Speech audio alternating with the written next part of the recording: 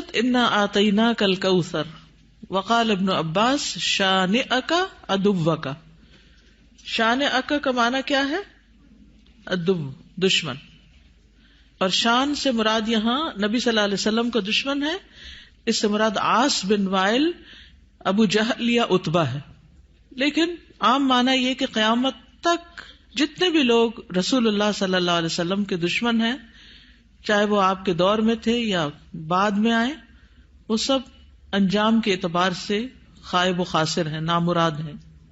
حدثنا آدم حدثنا شیبان حدثنا قتادہ عن انس رضی اللہ عنہ قال لما عرج بالنبی صلی اللہ علیہ وسلم الی السماء، جب معراج پر لے جایا گیا رسول اللہ صلی اللہ علیہ وسلم کو آسمان کی طرف، قال تو آپ نے فرمایا اتیت علی نہر، میں ایک ایسی نہر کے پاس آیا، حافتاہ اس کے کنارے قباب اللؤلؤ مجوفا، کہ وہ قبے تھے خالدار موتی کے، چھوٹے چھوٹے جیسے گنبد سے بنے ہوئے ہوتے ہیں نا. فقلت ما ھذا یا جبریل، میں نے پوچھا یہ کیا ہے جبریل؟ قال ھذا الکوثر، فرمایا یہ ہے نہر کوثر جو انا آتیناک الکوثر کے پس منظر میں ہے.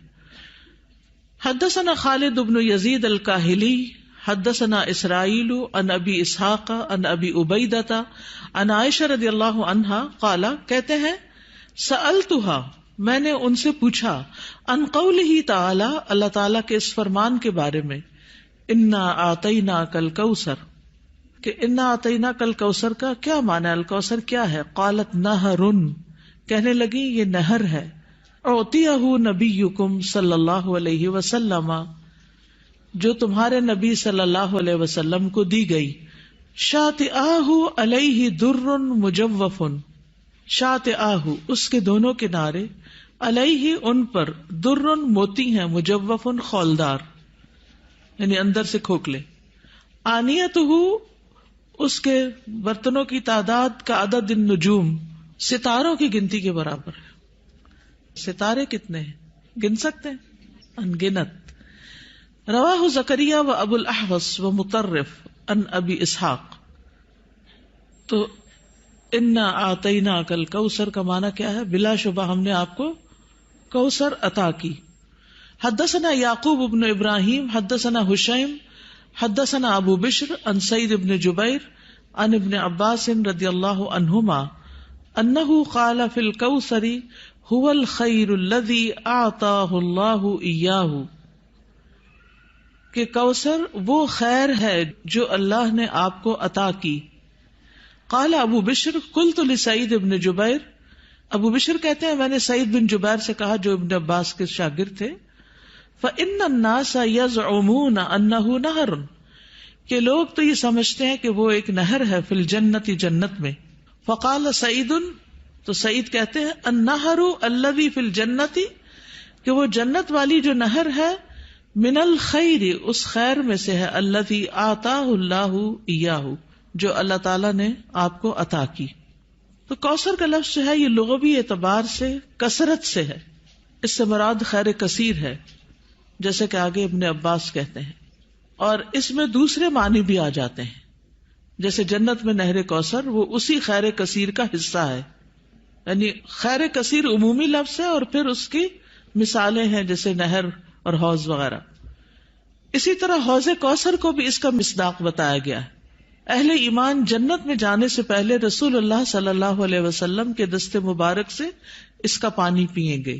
اس حوض میں پانی جنت والی نہر سے آ رہا ہوگا، اس طرح تطبیق ہو جاتی. یعنی اگر کوئی یہ کہے کہ کوثر کا معنی کیا ہے، تو عمومی لغوی معنی کیا ہے؟ خیر کثیر. اور نبی صلی اللہ علیہ وسلم کو اوور آل خیر کثیر ہی عطا کی گئی تھی. اور پھر خصوصی معنی کیا ہے؟ نہر کوثر اور حوض کوثر. حوض کوثر میدان حشر میں ہے، جس سے پانی آئے گا کہاں سے؟ نہر کوثر سے. اور نہر کوثر کہاں ہے؟ جنت میں ہے. اسی طرح آپ صلی اللہ علیہ وسلم کو دنیا میں جو بلند مقام ملا اور آپ کا ذکر کثیر ہوا اور آپ کو فتوحات نصیب ہوئی، یہ سب بھی خیر کثیر میں شامل ہے. دنیاوی اعتبار سے کیا کیا ہے خیر کثیر میں شامل؟ فتوحات، بلند مقام اور ذکر کثیر. نہر کوثر کی خوشخبری سن کر آپ صلی اللہ علیہ وسلم بہت خوش ہوئے تھے. صحیح مسلم کی روایت ہے, حضرت انس کہتے ہیں کہ ایک دن رسول اللہ صلی اللہ علیہ وسلم ہمارے درمیان تشریف فرما تھے. آپ پر نیند سی طاری ہوئی, پھر آپ نے مسکراتے ہوئے اپنا سر اٹھایا تو ہم نے عرض کیا, یا رسول اللہ, آپ کس بات پر ہنس رہے تھے؟ تو آپ نے فرمایا, مجھ پر ابھی ایک سورت نازل ہوئی. پھر آپ نے بسم اللہ الرحمن الرحیم انا اعطیناک الکوثر فصل لربک وانحر ان شانئک ھو الابتر پڑھی, اور فرمایا کہ تم جانتے ہو کہ کوثر کیا ہے؟ تو ہم نے کہا, اللہ اور اس کا رسول ہی بہتر جانتے ہیں. آپ نے فرمایا, بے شک وہ ایک نہر ہے, مجھ سے میرے رب نے اس کا وعدہ کیا ہے, اس میں بہت سی خوبیاں ہیں. وہ ایک حوض ہے جس پر قیامت کے دن میری امت کے لوگ پانی پینے کے لیے آئیں گے. تو حوض کوثر کیا ہے, اس کی ڈسکرپشن کے بارے میں کچھ احادیث ہمیں ملتی ہیں. ہم میں سے ہر مسلمان حوض کوثر کا ذکر تو کرتا ہی رہتا ہے یا سنتا ہی رہتا ہے, لیکن اس کی بہت سی ڈیٹیلز ہمیں نہیں معلوم, تو ان کو ذرا دوہرا لیتے ہیں. رسول اللہ صلی اللہ علیہ وسلم نے فرمایا, میرے حوض کے دونوں کناروں کے درمیان اتنا فاصلہ ہے جتنا مدینہ اور صنعاء کے درمیان ہے. پھر اسی طرح یہ سطح زمین پر بہتی نہر ہے, اندر کھڈوں میں نہیں ہے. رسول اللہ صلی اللہ علیہ وسلم نے فرمایا, مجھے کوثر عطا کی گئی, وہ ایک نہر ہے جو گویا کہ سطح زمین کے اوپر بہتی ہے.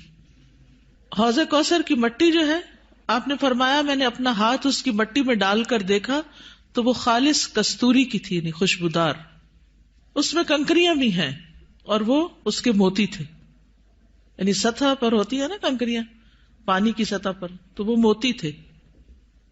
جنت سے آنے والے سونے اور چاندی کے 2 پرنالے ہیں جو اس میں گرتے ہیں.